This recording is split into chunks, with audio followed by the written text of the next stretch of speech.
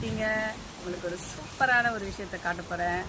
நேற்று ப்ளஸ்க்கு லீவுக்கு வந்தேன். இங்கே வந்து மாந்தோப்பில் பார்த்து இங்கே இருக்கிற காற்றும் இங்கே இருக்கிற சூழ்நிலையெல்லாம் பார்த்தோன்னே எனக்கு ரொம்ப சந்தோஷமாக இருக்குது.